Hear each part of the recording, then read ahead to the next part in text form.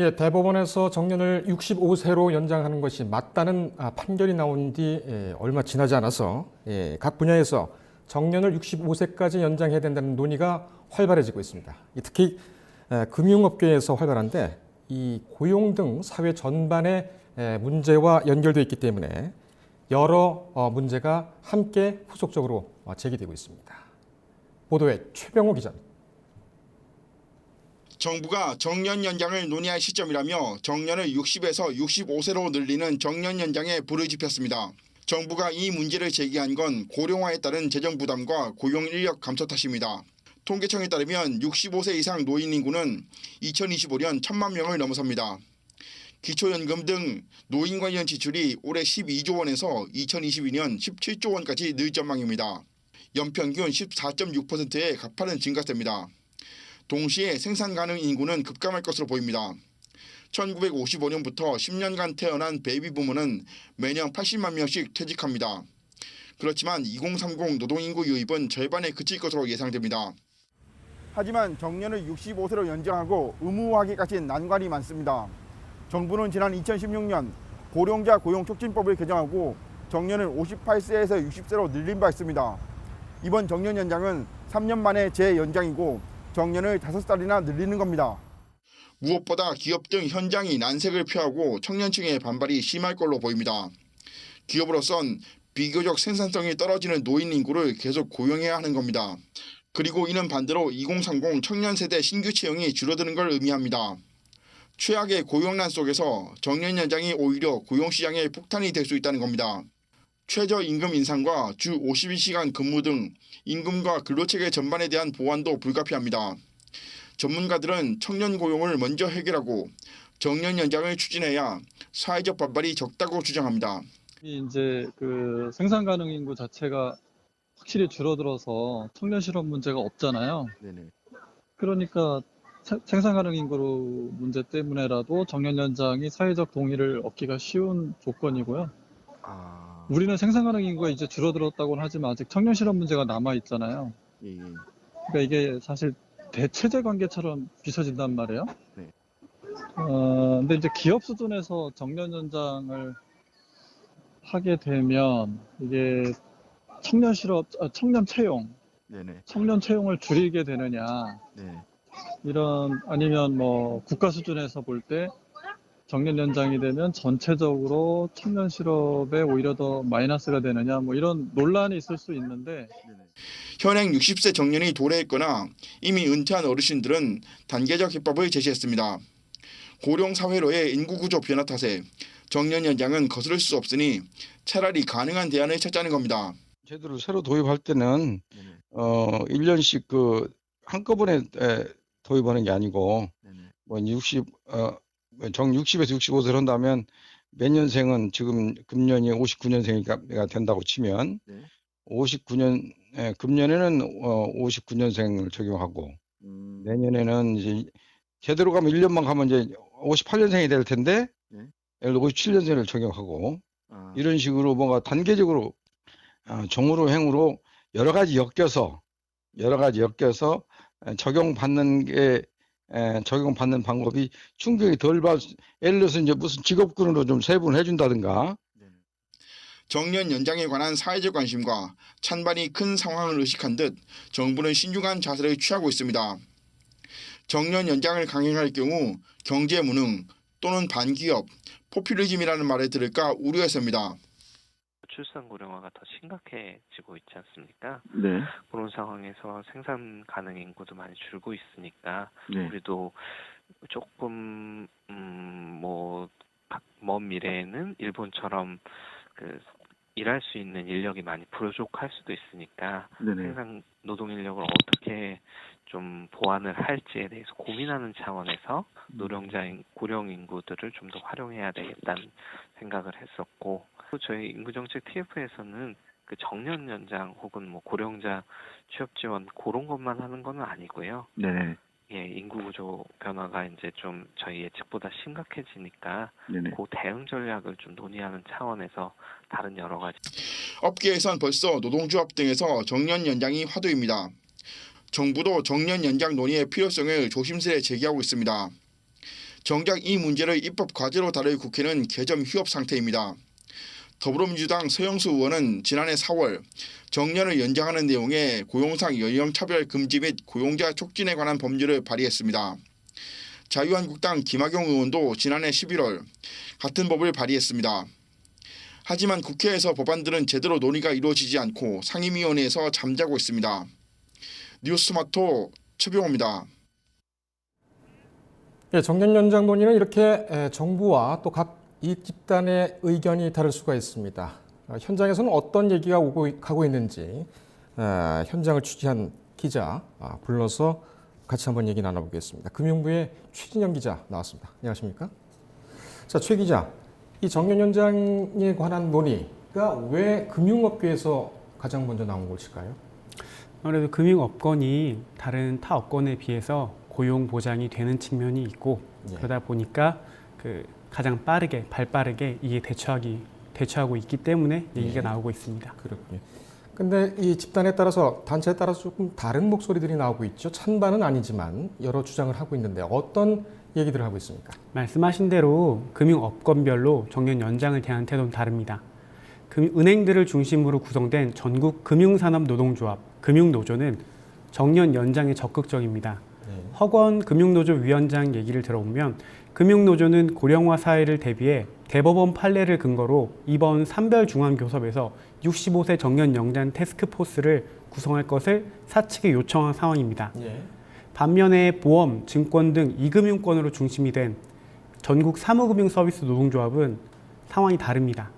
김현정 사무금융노조 위원장은 65세 정년 연장에 대해 기본적으로 동의하지만 임금 피크제 직원들을 한직으로 내몰아 퇴사를 종용하는 등 기존 정년도 지켜지지 않는 상황이라고 전했습니다.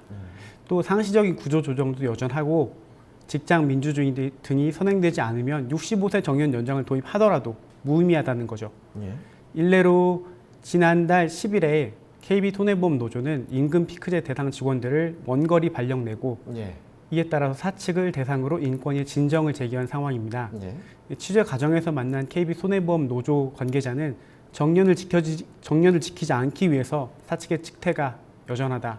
여기서 직태는 구조조정 대상자를 미리 선정해서 퇴직을 종용하는 것을 말합니다. 그렇군요. 자, 정년 연장 논의에 대해서는 금융업계에서 아까 말씀드린 대로 가장 먼저 나오고 있습니다. 아마 반응이 제1금융권과 제2금융권이 정년을 연장해야 된다는 기본적인 출발점은 같은 것 같아요. 그렇죠? 자, 이 앞에 리포트를 한 최병호 기자 지금 스튜디오에 나와 있는데 이 정년 연장에 대한 본격적인 어떤 시발점은 지난번에 대법원 전원 합의체에서 정년 연장의 연령은 65세까지 하는 것이 사회 조건이라든지 그 사회적 합의에 맞다. 이렇게 판결한 이후란 말이죠. 하지만 이것이 좀 정부에서 구체적으로 얘기가 되기 시작한 때는 언제부터입니까? 네, 본격적으로 정부가 정년 연장 논의에 불이 지핀 것은 지난 일요일 2일에 홍남기 경제부총리가 한 방송 프로그램에 출연해서 이제는 정년 연장을 논의할 시점이다라고 밝히면서부터입니다. 아까 앞에서 최 기자가 말씀해 주신 것처럼 금융권 등 업계에서는 정년을 좀 연장해야 한다는 그런 논의가 있었으나 정부에서 본격적으로 이제 이것을 언급하면서 촉발이 됐습니다. 정부가 정년 연장을 검토하는 배경은 두 가지 정도로 분석됩니다. 첫 번째는 사회적 현상인데요. 아시겠지만 우리나라가 인구가 고령화되고 있고 반면 2030 노동인구의 신규 노동시장 편입은 지금 줄고 있는 상황이기 때문에 이런 상황을 그냥 둘 경우에 상당한 고용 재정에서 문제가 발생할 수 있다는 그런 분석입니다. 두 번째로는 앵커께서 말씀해 주신 것처럼 지난 2월에 대법원에서 육체 노동자의 일할 수 있는 나이, 즉 노동 가동 연한을 기존 60세에서 65세로 보는 것이 맞다라고 판단을 한 겁니다. 판결을 내린 겁니다. 이에 따라서 정부도 정년을 65세로 높일 수 있는 명분을 얻게 됐다고 보입니다. 그렇군요. 그렇지만 이 정년 연장과 관련해서는 아까 그 금융업계는 그 연장을 해야 된다는 기본적인 목표는 같은 걸로 보이지만 이 정년이 연장이 되게 되면 일자리 문제라든지 또 어떤 그 급여 문제라든지 네. 또 노동 복지 문제라든지 여러 문제가 각 단체별로 좀 네. 다를 수가 있어요. 네. 찬반 논의가 지금 뭐 활발하게 진행되고 있는 걸로 알고 있는데 네. 각 단체의 어떤 기본적인 입장은 어떻습니까?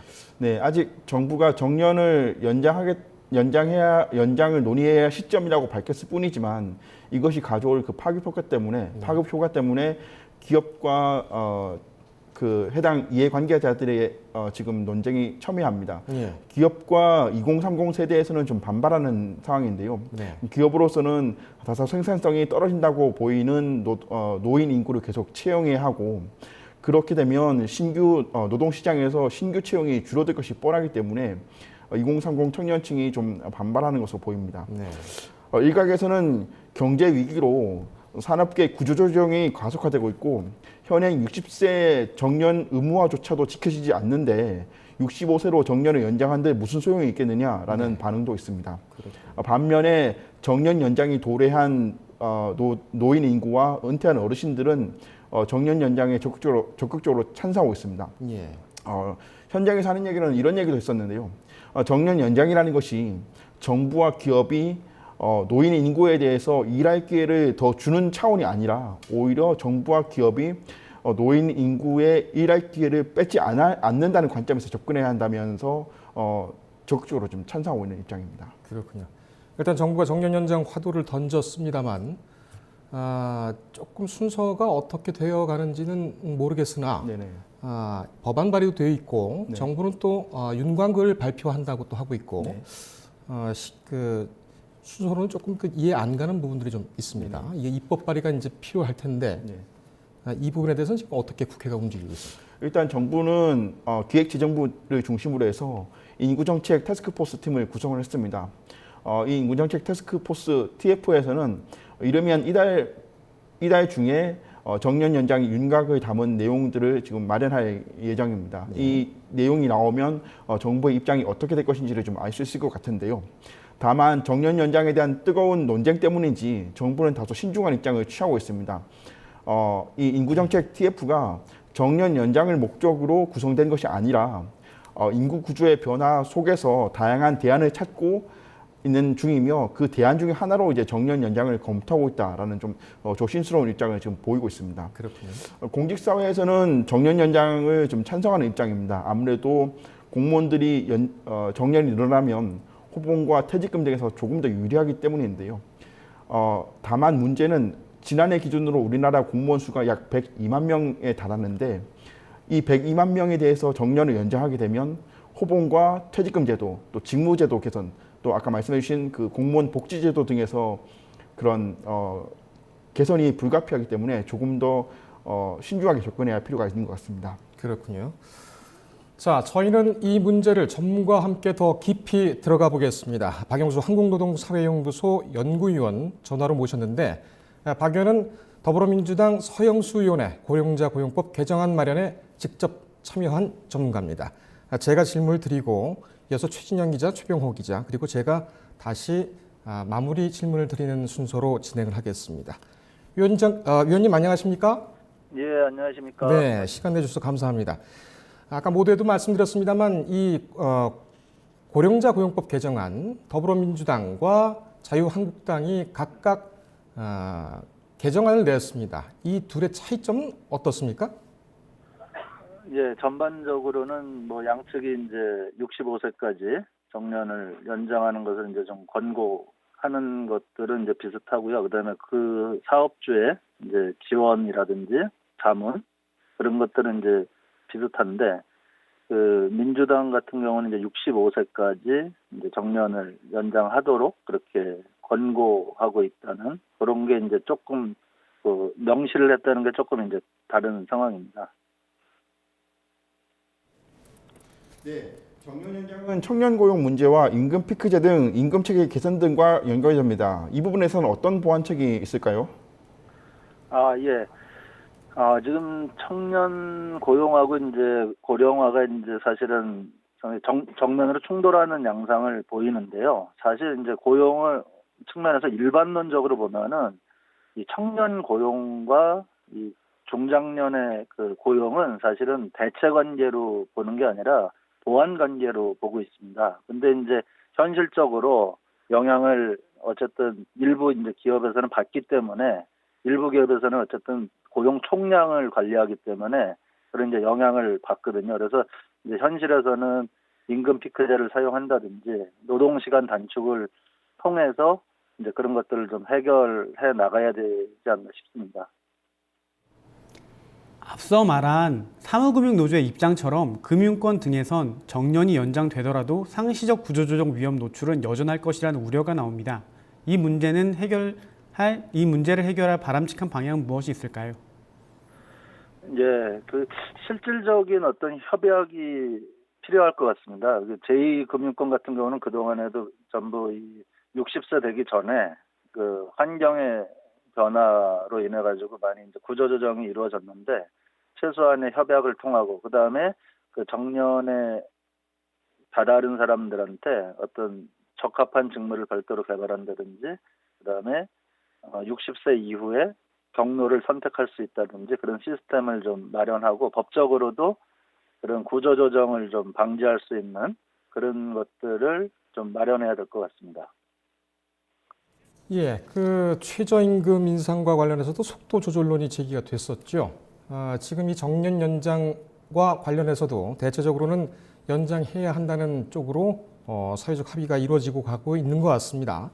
하지만 이 부분에서도 서두르기보다는 좀 속도를 조절해야 되지 않느냐 이런 지적들도 나오고 있습니다. 어떻습니까? 예. 아까도 앞에서 말씀을 하셨던 것처럼 지금 우리나라의 그 고령화, 그 다음에 노인 빈곤이 아주 심각한 상황에서 사실은 이걸 계속 미루고만 있기는 사실 어렵습니다. 그렇지만 그런데다가 저희는 지금 사회 안전망도 상당히 부족한 상태고 특히 국민연금 수급 연령하고 지금 정년이 서로 지금 5년이나 차이 나는 상황에서 그 갭을 빨리 극복하는 것이 상당히 중요합니다. 그래서 이 정부에서도 그런 것들을 서서히 줄여나가는 어떤 그런 방안이 필요하다고 보여집니다. 자, 이 부분에 대해서는 정부의 정책이 윤곽에 드러나서 본격적으로 시행이 되든지 아니면은 좀 더 공론화가 필요해서 문제 제기가 있어야 될 경우에 우리 위원님 다시 한번 모시도록 하겠습니다. 위원님 오늘 감사합니다. 예, 감사합니다. 네, 박용철 한국노동사회연구소 연구위원이었습니다. 두 기자도 수고 많았습니다.